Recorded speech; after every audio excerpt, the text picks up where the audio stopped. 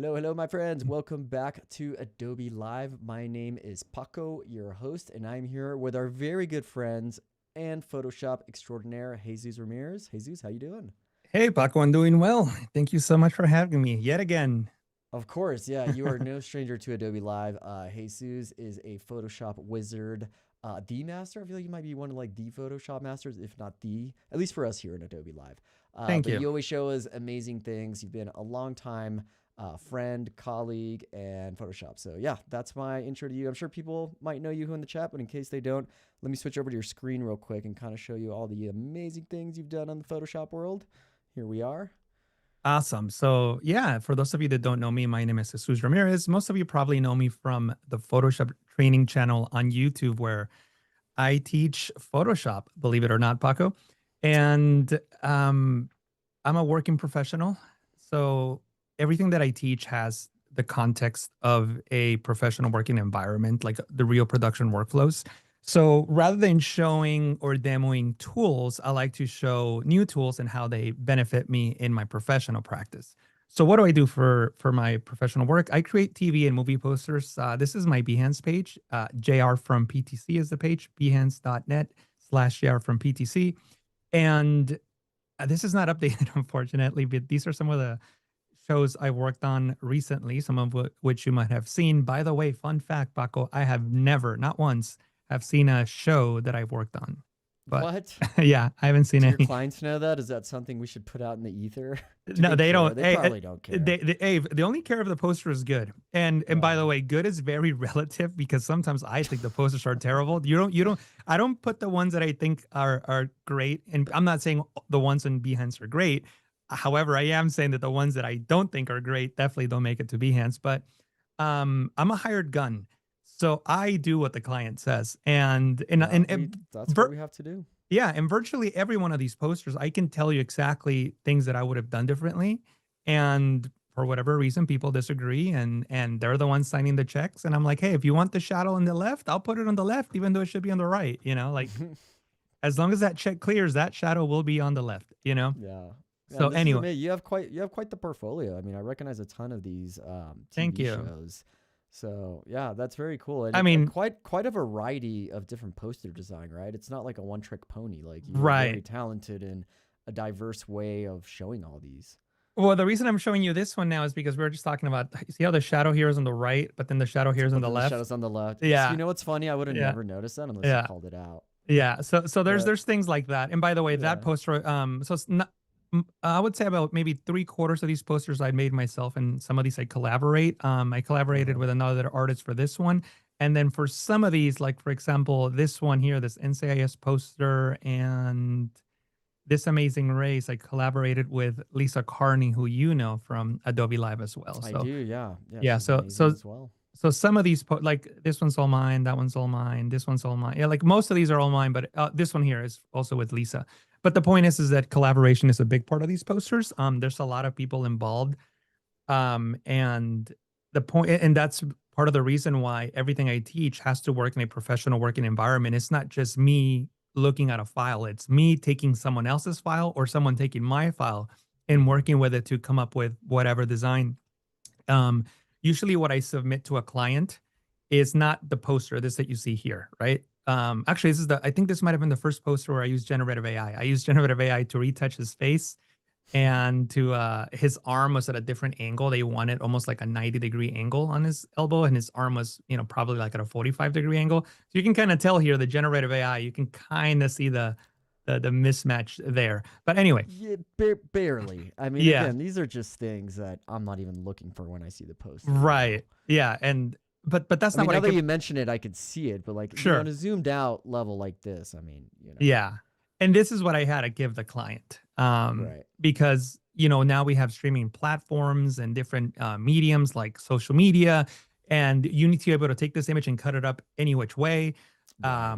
So the client doesn't get this. So there's like the poster that gets approved. So like this is a poster, it's approved, but I gotta turn in this, How big So is that? That's so just it's like like an it's like insane. 10,000 by like 9,000 pixels or something like Yeah. that. And is that like for delivery? Is that like a JPEG, a TIFF, a No, so it's PSD? a PSB, a Photoshop big file. I So just, I, yeah, yeah, so what is it like like Oof. tens of gigs, hundreds of gigs? What are we Not talking? average 9-ish, 8-ish, Oh, but that's not I've bad. worked Okay. on some that are like 30, so it Oh just my depends. goodness, Like, I for mean, this one just one has file. this, yes, it has the sky in the background. It's nothing, right? But there's other Yeah. files that have, multiple characters, multiple buildings and things. This is a very relatively simple one. So this one was probably like 6 or 5, but Got it. anyway, so all that to say that this is where I gather the knowledge to teach. And as I mentioned earlier, I teach on the Photoshop Trading channel on YouTube. All the videos are free. You can check them out. And I think the value that I bring to people is just that I teach professional workflows, and also that yes, I have repeated some videos, like removing background. I've done like 4 times, but on the vast majority of these videos, like they don't repeat because I don't see the value in that. Because Mhm. like who wants to see 60, you know, removing, I don't know, dark eye circles from a photo or something. But anyway, um, Uh, well, that's cool. I mean, that's a great segue to what we'll be doing today. mhm. So we are actually going to be building a poster for a movie or TV or whatnot, but we're going to be using Firefly boards to conceptualize it. So Yes. real quick before we start, I need to do something real quick. So we're going to be back literally in 3 seconds. So just hang tight.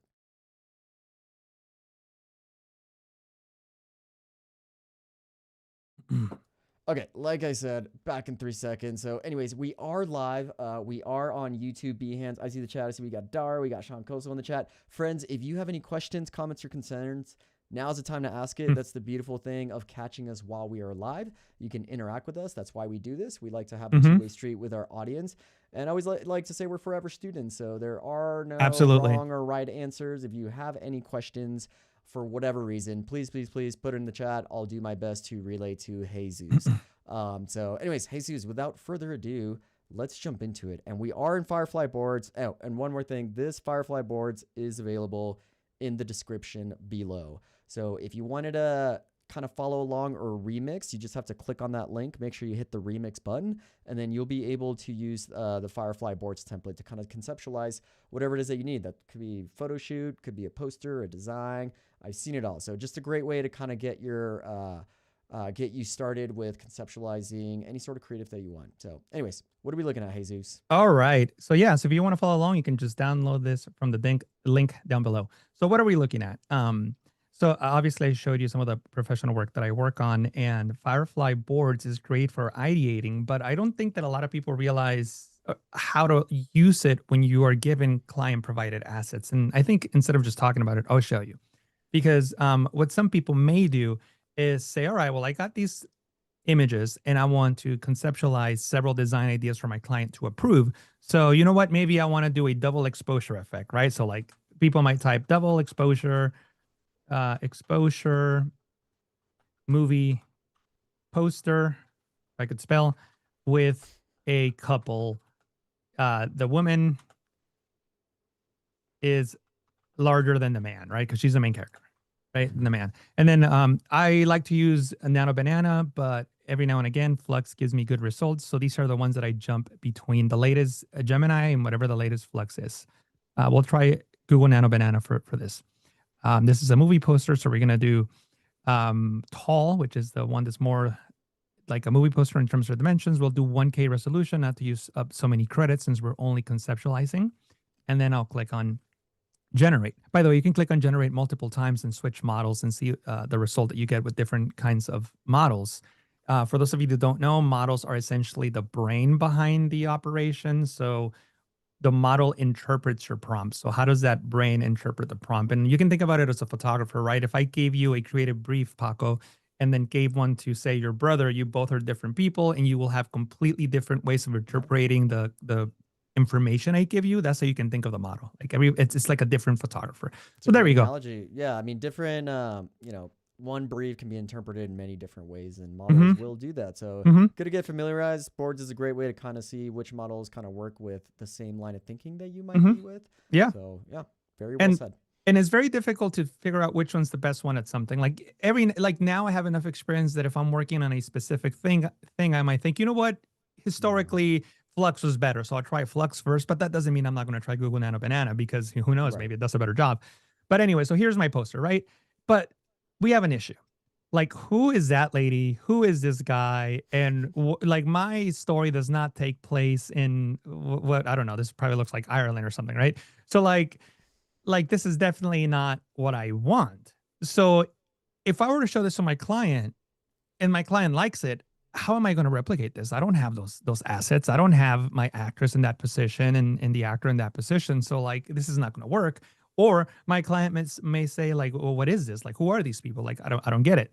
So this is definitely not the way to do it. So what I recommend people to do is to actually use the client provided assets to come up with your uh, design ideas. So how do you do that? You can click on generate, and there's several ways of selecting the images as references. You can click on this image button. By the way, the options that you get here are all dependent on the model that you select. So for example, right now we have Google Nano Banana, and notice the options that we have. But if I change that to Flux, the options change. So if you're following along and the options are different, that's because you have a different model selected. So I'm working with Nano Banana 2 at the moment, Gemini 3. Let's show that real quick, just because I noticed our camera frames were blocking it. So Oh, yeah, just there we go. Okay, so that changed it. I see now. got it. Yeah. So notice that when I change the model, it changes the options here at the bottom. Mm-hmm. Yeah. Perfect. So we're working with Nano Banana 2 at the moment. So you can click on image to select a reference. So I'm going to select the lady here as my reference 1. That's one way of doing it. The other way is by clicking. Oh, and by the way, when you make a reference, you can crop the image to only maybe reference her face and not the rest of her body, or whatever you want to do. In this case, we'll use her entire body. Or you can click on sample from canvas, and then you can click on the dude and then just say use as reference image. And there you go. There he is. So 2 ways of doing the same thing. But there's a third way of doing it, which is this icon here called capture area as reference. What that allows you to do is select a portion of an image on your board to use as reference. So in this case, I want this building to be a primary focus on my design. So I don't need this section over here on the left. I just want this area to be the primary area. So I can come here in the capture as reference section, just make a selection like so. And I'm going to give myself some room, but notice now the area that I'm selecting. See that? So that becomes my reference. So it's not the entire image, just that portion. So 3 ways of adding a reference to your board. That's great. So now I'm not going to change the prompt. I'm just going to just leave the prompt that I used earlier, and I'm going to generate just with that using those reference images. So I'll click on generate, and in a few moments, we'll get a result that hopefully is something that our client can use. Now, I'm actually hoping that it doesn't do that good of a job, because there's other things that you need to prompt in order for, I was going to say, to make sure that you get what you want, but I hate using that language, because it's, when it comes to generative AI, at least at the moment, everything is probability. You'll probably get what you want with certain prompts. So it's probabilistic, I think, is the technical term. So there's some prompts you can add to probably give you what you want, like 9 times out of 10 or whatever the actual number is. But one of the things that I'm concerned about at the moment is that it's not going to keep her posts. She might be facing a different way, maybe a different facial expression, things like that. So here we go. And yeah, it did what I thought, right? So that is the lady, and that is the background. And the guy actually has the same pose, but we don't have the same pose. See that? And it added a bunch of text and stuff like that. So this we can't use. So I'm just gonna hit delete because we can't use it. So what I developed is what I like to call like my prompt formula. And I developed it by reading a bunch of different help manuals for the different models. And I kind of just created like a generic prompt formula that I use for most of these things, just because I don't want to be super specific to Google Nano Banana and then have to switch up how I write a prompt for Flux and then for Firefly. So I just came up with a prompt that does it all. Formula. By the way, this is Photoshop, and I came up with a plugin called Prompt Vault, which is a free plugin you can download for Photoshop that saves all your prompts. If you're interested in that, I'll talk about it more later when we're in Photoshop. But if you're interested in that, you can go to the Adobe Exchange page, exchange.adobe.com. Look for Prompt Vault. You can also access it through the Creative Cloud app, and then just install it into Photoshop by clicking on the free icon. This is free, completely free. And at the moment, it's got 56 ratings of 5 stars, and I think a total of like over 1,000 installs. And you can read the comments. People are loving it. Anyway, so this is what this panel is. And what I have here is my prompt formula. So when I click, it's going to copy the prompt to my clipboard. And this is my messy desktop. This is how you can tell that you're a busy person, because your desktop is always so messy. At least that's the story I tell myself. But anyway, so what am I going to paste in here? I'm going to paste this formula where I can just add these different things, right? Like who the subject is, what the action is, the location, the style, the composition, the lighting, the color grade, camera, texture, and more importantly, what I'm excluding. Now, you don't have to use every single one of these things. You can think of these as controls and only set the controls that you want. Something I should have mentioned earlier is that all this is happening behind the scenes. All these things, Firefly or whatever model, is figuring out what the subject is, the action is, the location, like everything, like all of this is figuring it out, right? But if so like the first thing it looks at is your prompt. So if your prompt doesn't give it those specifics, it'll decide on its own. So you decide yourself or you let Firefly decide, if that makes sense. So in this case, Firefly had to make a lot of decisions to generate this poster. So what we want to do is let Firefly do less decisions and we take more control so that we generate what we want, if that makes any sense, Paco. It does. It makes a lot of sense. And I think this template that you are kind of showing out with this plugin is amazing, right? Because I mean, you could argue like prompt engineering, if you will, is a task and an art in itself. And this is kind of already doing the heavy lifting for you by giving you a template to work off of. So yeah, you don't have to write from scratch. And I think that's huge, right? And I imagine you've probably worked with this enough to know that these are the parameters that are going to make a good prompt. So like this is a tried and true way of prompting that's going to get you closer to that probability of getting it right. Absolutely. And just like everything else, it's not perfect, but I don't need perfect. I need 90% perfect. You know what I mean? And yeah. You know, we're at the ideation point. So like 90% is pretty much getting us there. Absolutely. So what I'm going to do now is I'm just going to paste the prompt. And this is a prompt, and I'll go through it just because this is really important. So earlier we added these images as references. You can call out these references in your prompt. So for example, who is the subject?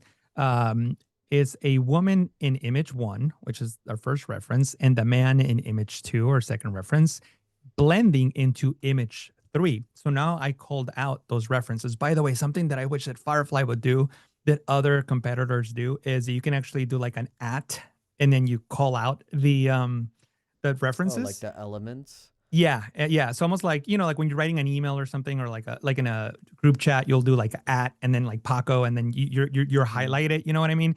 So like that's something that some competitors do that I wish Firefly would do. But anyway, it doesn't matter. You can still call it out in this case just by saying image 1. So every time you do a reference image, it loads them sequentially. So image 1, image 2, image 3, I think it's 6 or 8, I forget, on Google Nano Banana. But the point is that you can call them out. And then the action. So what are they doing? Well, I want them to keep the same pose in the same expression, because remember, the goal here is to take the client provided assets and come up with design ideas. So these are the assets that I have. I cannot show my client poses or expressions for images that we don't have. So I need to create ideas with those images, if that makes sense. And so I need to make sure that I'm keeping the same pose, expression, and camera angles from image 1 and image 2. I can't change those. What kind of style is my poster? Well, a tragic romance is the kind of movie poster we're going for.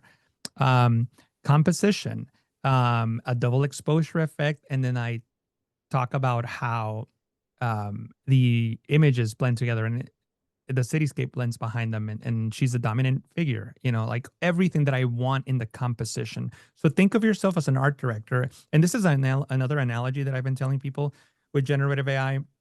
We've been art directing since we, became designers, right? You may not be an art director, but you're art directing.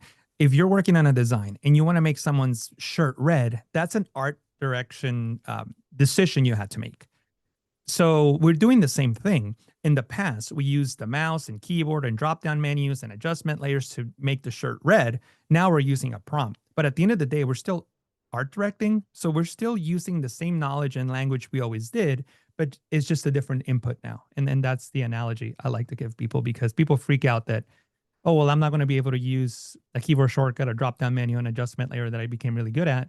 And my answer to that is, well, is your value that you know a keyboard shortcut or that you know when to make the shirt red, if that makes sense? Yeah.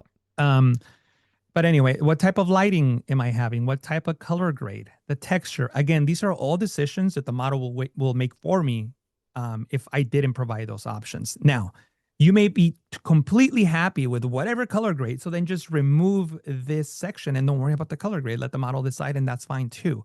But in this case, I wanted to show you guys that these options are things that you can set. What type of texture? You know, I want photorealistic skin, facial detail on both figures with film grain as well. Exclusion. So this one's an interesting one because if you read the model descriptions for both Gemini and Flux, it tells you that exclusions usually don't work, but I find that they work enough of the time that I want to include them because every time I use no text, no logos, I don't get a text and I don't get logos. And technically, if you read the description of the model, it shouldn't work, but it works. So it is what it is. Anyway. I mean, no harm in trying, right? Right. Absolutely. So we're going to generate, we do have some people in the chat saying that this is very, very useful. They've tried prompting and they tell them explicitly not to do something and it does do something. So that kind of goes with what you were saying where it can or cannot do, but you know, try this template out and see if it works out. I'm curious to see it. You're going to generate, right? Like it's already there. You go. It's going to do. There it is. Okay. Okay. Well, So I mean, it did exclude the text and logos. Yeah. So see, like it didn't do a good job, and I'm now have to figure out why it didn't do a good job, right? Because she is not in the same pose, and that is not the same guy that I not. Oh, you know what happened? You didn't reference the images. I didn't reference them, right? Because I switched back. I switched back. So what I need to do is reference her, reference him, and reference the background. Yeah, so since when I was talking, I switched back to an earlier generation without the references. So now I'll click on generate one more time, and then we'll see the difference. And actually, this is a good thing that happened for the purposes of the class because we can see the difference in generations with a reference and without a reference, which I was not going to do. So it's a happy accident, as Bob Ross used to say. I feel like kids don't know who Bob Ross is anymore. I mean, I would like to think so, just because he's so meme worthy, you know, like especially during the Twitch days. But I don't know. I don't know if they know the legend that Bob Ross is. They should know. Yeah, I have a 17-year-old niece, and she does not know any of my references, and I'm like, really, really. That's when we really start to feel like we're aging. You're like, really? Yeah. You don't really, you don't know. You've never seen Terminator, you know, like. But anyway, look at this poster now. Yeah, that's really close to what we were. That's her. That's him in that pose, and that is the background with that building. Exactly right. So see, and it excluded the text and logo, so that exclusion did actually work. So that's exactly. Really cool. So that's my point. So now I can start ideating on this, right? I can say, you know what, maybe I can make some changes now. And I don't have to change the entire prompt. I can just change specifics in the prompt formula. For example, let me see, what can I change here? On composition, she's done. Okay, how about this? We'll see if this works. We'll say that we want to add the horizon line on the top third of the image. So, actually, no, we'll lower the horizon line just to get a completely different look. So lower the horizon line to the bottom third of the image, and I can generate this, right? Cool. And what's the reasoning for trying to lower that horizon line as your design brain is taking place? Is that for more text? Yeah, exactly. I want to have this bottom part darker, and then maybe, you know, like their face. I feel like his face, I don't know, that line just cutting him through the middle kind of doesn't look that good. I consider it moving it up, but then I thought, oh, well, it's going to cut her eye, and it just looks weird to me. So if I move it down to like the bottom third right here, we have like their bodies like completely visible, and and actually it didn't do that. It didn't bring it down as low as I wanted. See that? Let me. And this is one. It brought the talent up almost. Yeah. I mean, it did lower it a bit, but not as far down as I wanted, right? So, but that's the thing. Like, we can keep generating ideas, and it did change the sky, unfortunately. And this is one of the things that, you know, I kind of will probably have to make a better description of the sky, so that it doesn't change it. But this is where like ideating comes in now, right? Like, okay, let me try something with the sky. Let me try something with the color grade. The one thing I would like to call out is that as you're watching this, you might think, well, that's annoying. It didn't bring it down as far as I wanted to. Well, I can generate again and then see if I get that. But the one thing I want you to think about is when I used to do this for clients, I used to have to do 30, 40 comps for a client, and I had to do them all by hand. And that would take days, sometimes just a whole 5-day period of just coming up with like 30 different comps. Now, That's a great perspective. yeah. So now I can do this in a couple hours and provide my client with hundreds of different comps. And again, the beauty is that if my client likes any one of these, I can take this into Photoshop and do it. Now you might be wondering, well, why don't you just give your client this? Well, as we mentioned earlier, when I'm working on these posters, I need to give the client giant files, right? These are like 10,000 by 9,000 or whatever. Every client's a little different, whatever it is. Files. And this is only 1K. Well, can you generate up to 4K? Yeah, I can generate 4K, but that still doesn't get me there. Also, the client provided high resolution images of the talent. So all I need to do is just use this as a roadmap and composite that in, right? And that's the thing that people at the moment are criticizing about AI, that like, oh, it's doing the work for you. Well, in this case, it's giving me the idea and I'm just going to use it as a roadmap. And I don't have to follow it, to a T. I can make creative decisions as I go. But the point is that the client now has an idea of where you're going and you can follow that, and it's using the assets they provided. Another thing I can do is, let me change the prompt. I have a saved prompt here that's something completely different. Like what did I call it? A film noir. I'm going to just change the generation to a film noir style poster. And again, this is to give my client different options, right? Like, do I want a double exposure effect, or am I going to do a film noir? Am I going to do a more of a traditional movie poster where it's like orange and teal with like lens flares, whatever they want. Yeah, and I really like that keyword you said while we're ideating here is a roadmap, right? Like we're not necessarily taking what they generate and being like, here you go, it's done, but it's just kind of giving you this like basis to go off of, this roadmap where you can use it. And essentially it's done all the heavy lifting, right? Because now like pre-production can be its own nightmare and how long it takes. But when you streamline that, you essentially have a roadmap that everybody agrees on, and then you know how to make the creative. Exactly right. That's exactly right. And by the way, this is not how I would arrange them. Usually what I do is I take like the main idea on the left here, and then any ideation from my idea, I move it across to the right.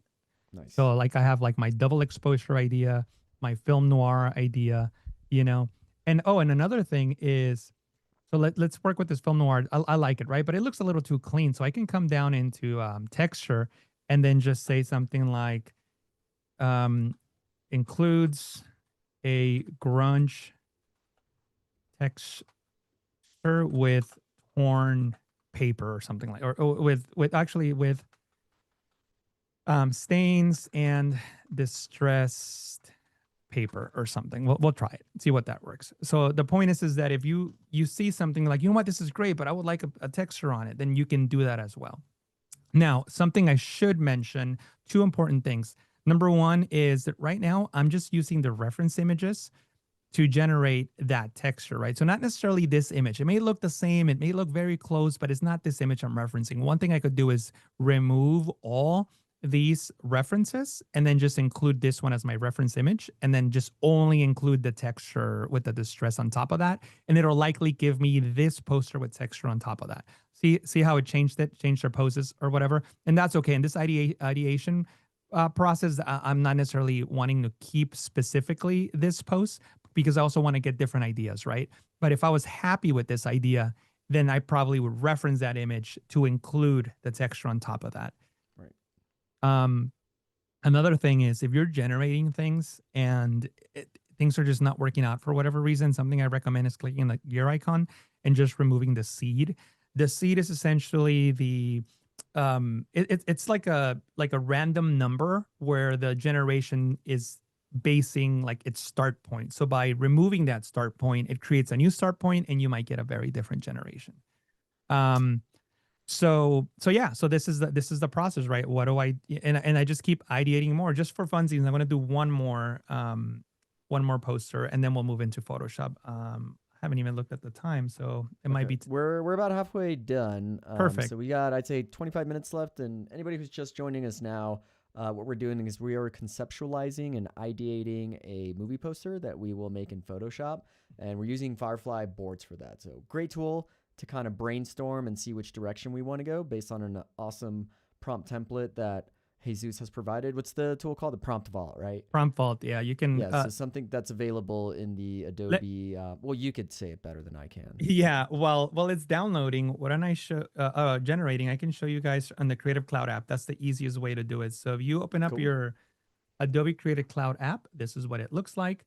You can go into Stock in Marketplace, and then from here you can go into Plugins, and under Plugins, you can just search for Prompt Vault, and there it is. You can click on that, and it's 5 stars glory. 5 stars glory, yeah. So as I mentioned earlier, 56 ratings and 5 stars. By the way, I got to talk to someone at Adobe because at least when I checked last time, I was not coming up on the like highest rated, and that was. Let me see. Let me see. Oh, it's there now. Well, all right, there is there now. Asking Oh wait, you shall receive. No, it's not. There you go. So like I don't know who this is, but they only have 2 ratings, man. Well, it's a brand new. It's a brand new plugin, right? It's been around for about a month. Okay, so it should be at the top. It should be there eventually. Come on, folks, let's get that up. Yeah, there. come on, Adobe. Anyway, so we have our new generation with the new poster idea. So see, it's the same character. In this case, she was flipped, which I don't know if I necessarily would do that for the client. We do that sometimes, but this generation, I probably would have tried again so she's looking the right direction. And this is what I was talking about earlier, probabilities, right? Like I gave it the prompt, told it exactly what to do. It followed it just about every time. And then boom, that one time it didn't. So you have to generate again. And if it doesn't do it, remember, you can try removing the seed, and that sometimes can help. But the point is now, if you're my client, Paco, I can say, hey, Paco, I got all these design ideas. Which one do you want to go for, right? And whatever you decide on is the one that will work on Photoshop. Paco, so which one do you want to do? Well, let's see. Chat, let us know. Would we want film noir, black and white? The top one, we would say double exposure. And what should we call this last one? This one's just like a traditional movie poster. Yeah, so traditional, black and white, or double exposure. It'll take a little bit for the chat to do it. And so we'll wait like 10, 15 seconds here. If not, I'm just going to put on my art director hat and make an executive decision. Yeah. But they both look good. I mean, the bottom one makes me think of like just the traditional posters that we've been looking at in your profile. The film noir, I don't know. I'm just like, this is spooky season, right? Like this should be Halloween. I don't think it matches the style. So for me, it'd be a toss up between the double exposure and the traditional. What are you leaning towards? I mean, the double exposure is probably the more fun one, but it is what it is. Yeah. Oh, okay. You know what? And by fun, I mean challenging. Yeah. Do you think in the next 20-ish minutes will be a good challenge to do? We'll see. And if not, we'll see how far we get. You know what? I'm gonna make an executive decision. Let's go double exposure. All right. Client. Let's do it. I'm digging this vibe. Make it happen, Jesus. Let's do it, client. So I'm just gonna download this. I usually just download it. You can save it to your. Actually, you know what? I don't even have to download it. Like I don't even know why I download it. Like Photoshop is just so amazing now, Paco. Like I can go into my homepage, and then I have the generation history, and it's going to be in here somewhere. Look at that. There it is. Here it is. Wow. There it is. And I can just go into, there you go. There we go. We have people chiming in. It's actually a tie right now between traditional and double exposure. So I was the tiebreaker, and I went double exposure. There we go. So the people spoke, and it's happening. The people have spoken. Now, remember, this is like 1K. Just for the purposes of this demo, I'm just going to make it a little larger. Well, 300. Yeah, we'll make it. Actually, I don't want to go that large. Just for the demo, I'll make it just like 2K basically. But normally what this would be, like if I was doing this for real, it'd be like this giant, like I said, 10,000 pixel thing. I don't think I've ever worked with a file that big. Yeah. So anyway, so what I'm going to do is I'm just going to open up all my assets, and there they are. And basically all I do now is just kind of like match it as best as I can to the image. And I'm not going to take the time to label everything, but I have to label everything, which by the way, Paco, I also came up This is what should I call it? Like a sneak peek. I'm working on my second plugin, which Look at I you. called it's called Finishing Helper, but the name will change. The name will change. But I can append or delete text to any layer. So, I'm just gonna put a bunch of X's here, add, text before that layer or all selected layers, and it adds it so you can rename layers. When I'm working professionally, I have to append the blending mode, opacity, and fill to the layers that I work on. You see that? And the reason we do that is Oh, if the that's really field, cool. if things are changed, right? And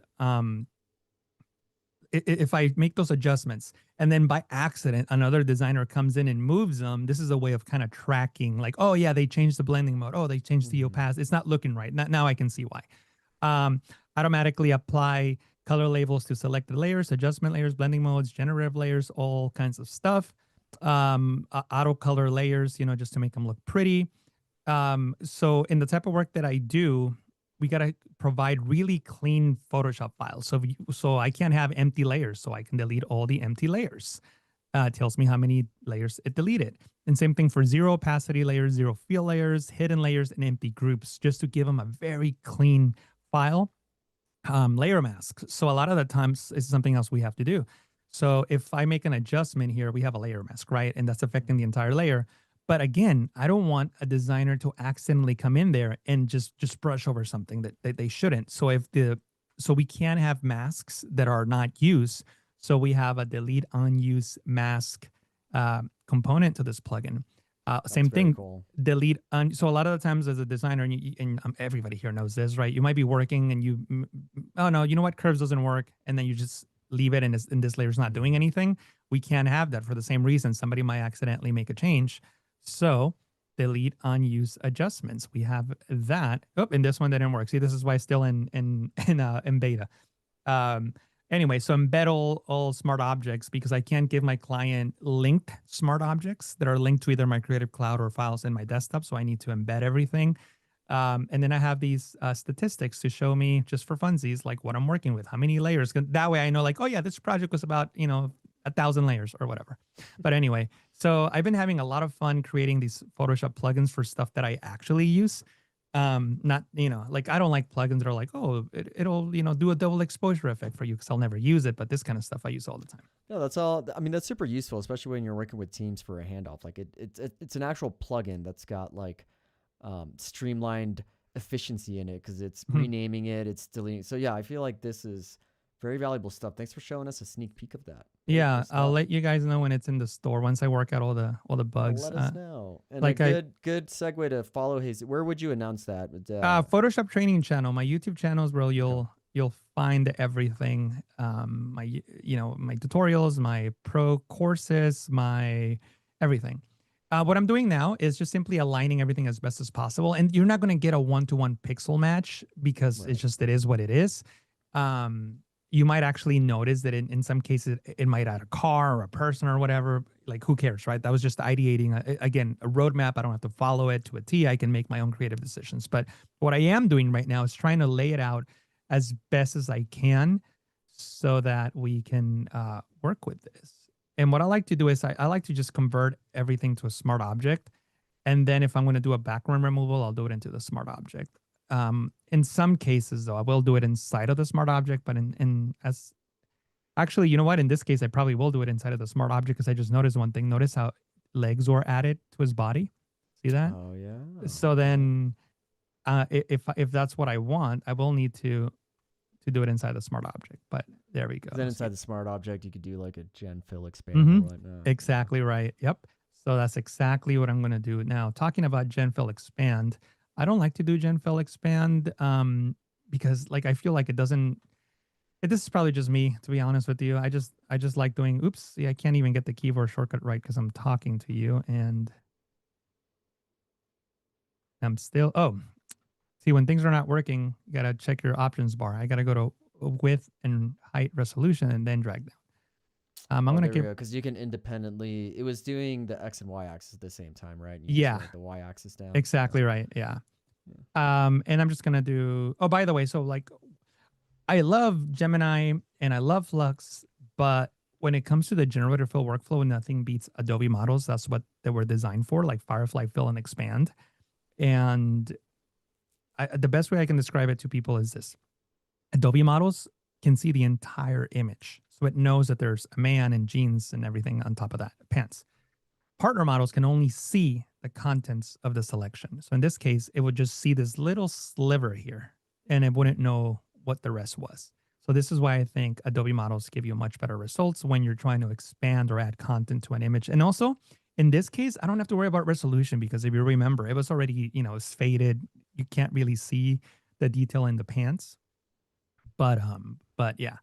And in this case, again, almost all these would be good enough because you can't really see his pants. So I don't know. We'll just go with that. It is what it is. And what I'm going to do is I'm just going to do I'll Control Alt Shift E, makes a selection and a duplicate of all your layers.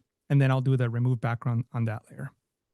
Nice. And then so in one stroke, it combined it into one yeah, layer. Like exactly. Nice. Great shortcut. Yeah. And then I can just close it and it will update my smart object. And there he is. I just got to align him again. And there he is. Again, he doesn't have to be in the perfect spot. I can make my own creative decisions. And then now I can bring her into the mix and I'll drop her in here. I'll convert her into a smart object. I usually bring the opacity down just so I can kind of see what's going on. And in this case, it's very close. Like I probably don't even. Yeah, I was gonna say it almost looks like a 1-to-1 here. Yeah. So in this case, I'll just leave it. I don't need to like change it. Just good enough, right? Boom, there it is. For funsies, I'll show you guys something else. So this is actually a pretty high resolution image in the context of you can see detail, but let's just assume it wasn't, right? So what do you do to bring more detail to an image? I have to do this every single time when I'm compositing posters. And one way of doing it is just making a square selection. This is important. Actually, I'll show you why a square selection is important. So I'm just going to make a selection that's like this, right? Just like a rectangle, like that. And then I'm going to go to generative fill. I'm going to go into the partner models. I'm going to go to Flux 2. I like Flux for adding detail to clothing. And I'm going to go into my prompt vault. And I know that I have enhanced focus and detail. See, you can even pin prompts. So I use this one all the time. So I pin it. And I'm just going to paste my prompt in here to add detail. And I'm going to generate. Now, I want to add more detail to her sweater. But let me show you why making these type of selections is not good for partner models. For Firefly models, no problem making a selection of any shape.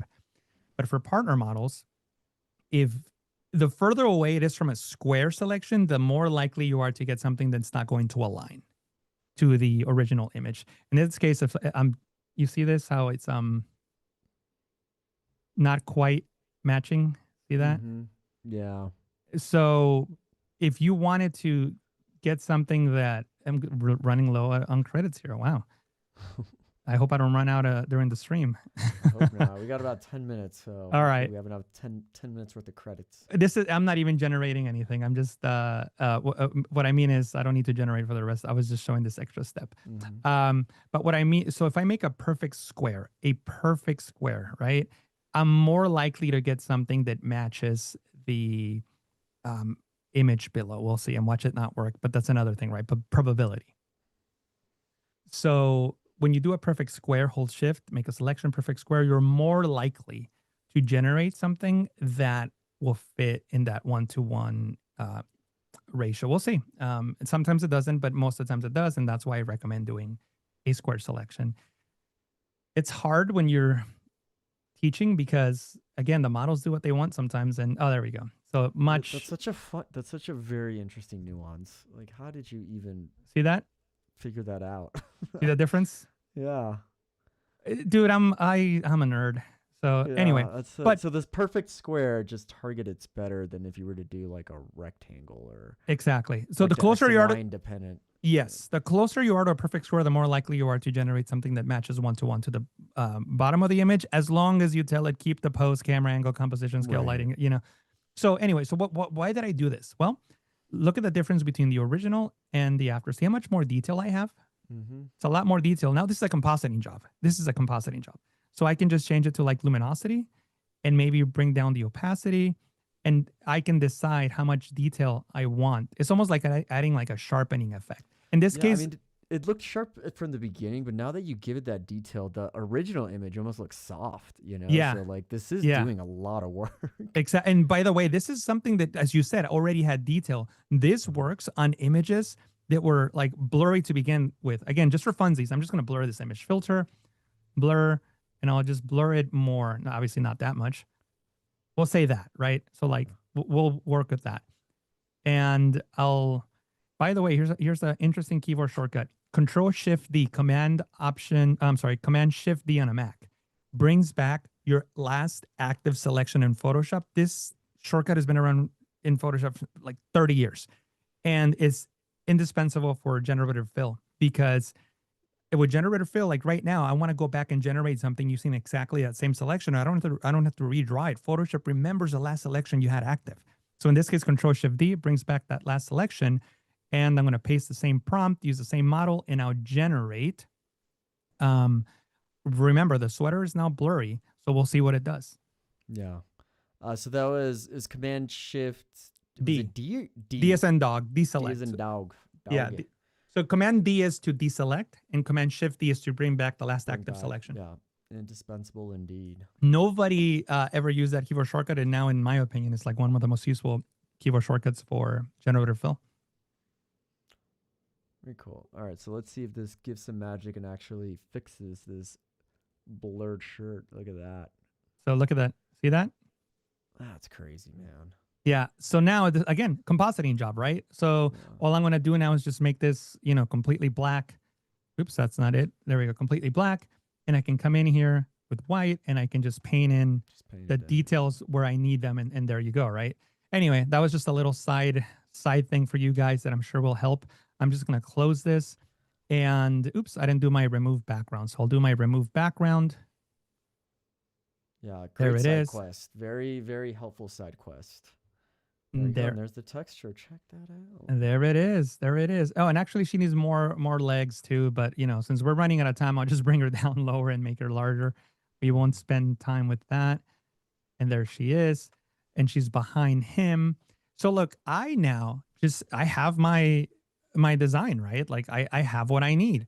And if I really wanted to follow this image, notice how she's got this the background here is just that color. So what I would do is just follow that, right? I'll just create a solid color of using that same color I just sampled. And then I would go and do a select sky here. And in just a moment, I will select the sky and then I'll hold Alt and Windows Option on the Mac and click to do an inverted selection. And actually I should put this layer on top. That way I can just always reference it. So you see how I'm now just, it's just a compositing job now. Like I just gotta make sure I mask this appropriately. So okay, I kind of see what's going on here. So this is dark and faded. So then probably what I would do is I'll probably do it manually to be frank with you. Just do something like this. Oops, oops, so doing a brush and just kind of bringing down the opacity. Right? Exactly. Oops, and there we go. I don't want to be too heavy-handed here. Basically that, but then I can go into my layer styles here and do a gradient overlay, and I'll make this black because it was black in that example, or at least a very dark color. And this is Now we're just doing traditional Photoshop at this point, right? Like we're just trying to match. Oops, I needed to make this with a opacity of 0 and reverse it. And then kind of just adjust it, right? So that, oops, it needs to be at 90-degree angle and, just adjust it accordingly. And there it is. And, not perfect, but I think you get the idea. And I will do the same thing with this guy here. What does he look like? Okay, so basically his face is the only thing that's not really transparent. So I can just brush it all in. And, the secret sauce here is the fine tuning you do, right? and I'm just going to copy the effect, right? Because I can spend hours just fine tuning these effects to get a result that I like. There's a lot more contrast in this. There's a lot more yellow. So I probably, let me see what his sweater. Oh yeah, there's not that much blue.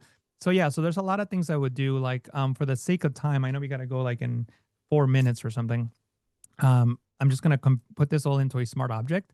Then I'm going to go into filter, camera raw filter, and I'll continue working on it from here. Something that I should have done before that is because we have all the extra pieces is put it into a group, Control A to make a selection out of everything, create a layer mask, and then convert it into a smart object. And of course I can't find it. Why can't I? There it is, convert to a smart object. When I open it up, I can now control click here, image crop, and then close it, put it into position, and now I'll go into filter, camera raw filter, and whatever, that's not a big deal. I can add a little bit of texture. With color, the blue wasn't really showing, so I gotta go into the color mixer and bring down the blues, make those darker. There's a lot of yellow in the image. I can go into the color grading. I remember seeing a lot of yellow in the midtones and oranges, so I can try to match that as best as possible. Same thing for the shadows. I like to work on an individual gradient at a time. So with the shadows selected, I can click on this drop down and I can really control the saturation that I'm adding and the luminance that I'm adding to the image, to try to get something that works. I'll press OK just so that I can see where I'm at. So as you can see, I'm kind of getting there. Yeah, we're getting there, So this is all it is just fine tuning, and then you can make creative decisions, right? For example, I think I have some lens flares in here. Let me see. Yeah, so maybe I can come in here and say, you know what, this might look better with a lens flare, even though the original image did not have a lens flare, right? But who says that we can add one if we want to, right? So we can just add a lens flare there. Boom, there's our flare, right? So you can make whatever creative decision you want. You can also go into the new grain filter here and add some grain, and just try to, make everything work. Also, I need to make this darker. So image adjustment curves. I don't know if you see it, but there's a line right there. There is. Yeah. Is that coming from the backdrop? Not matching that's up coming with the solid? No, that's coming from the lens flare. So that's why I'm making the lens flare darker so that that there's no line. But anyway, so those are the little things that you would need to work on. Also, if I really wanted to match this, I need to do more work, right? I need to go back into camera raw. And I probably will go into curves and then just kind of like not have a pure black, not have a pure white, maybe do more of a contrast, just continue adjusting until you get something that you're happy with that matches the original more. I probably need to work on the masking, add a little bit more of that darkening effect I added with the layer style. But, in a minute and a half, I don't think I can do that, or 30 seconds actually looking at my. It almost looks like the other one, like it's color grading, but it almost looks like they took a lot of color away too. Like the saturation they did. was like brought to the left a lot. Yeah. I mean, and you know what? Good call. Let's try that. Color and Vibrance, I can bring it back down, so it looks kind of like that. Yeah, kind of grittier, like more. Yeah. Borderline going towards like a duotone black and white. Yeah. And also like this is just a purely creative thing. Like I don't necessarily like how much of the background we see here. I kind of like it better how we have it here. That's just me, Agreed. So this is probably something I will tell the client, hey, I think this looks better. No, I want the trees in the back. Great, you'll have the trees, Yeah, and someone saying, let's see, P-Dub, this could definitely be a Hallmark movie and mystery poster. I agree. I'm getting like True Detective vibes, obviously. Yeah. I feel like double exposure's always been a thing, but they brought it to warp speed with that infamous intro. That was a fantastic intro. Yeah. So good. Very cool. But that actually brings us at time. So, hey, Zeus, thank you so much for showing us how to get into Firefly Boards, ideating, and then coming up with a roadmap for a pretty good looking poster design. And we did this all within an hour, man. So always a pleasure watching you work. This is great. Very good stuff. Thank you so much, Paco. Good hanging out with you again. Of course, yeah. Don't go anywhere, friends, because we have more Adobe Live coming up. Right after me is Ryan Selvey with his File News Show. So that is always an amazing spot to get your design news. So don't go anywhere. Stay tuned for that. We will be right back in about 5 minutes. All right, buddy. See you soon. Bye-bye.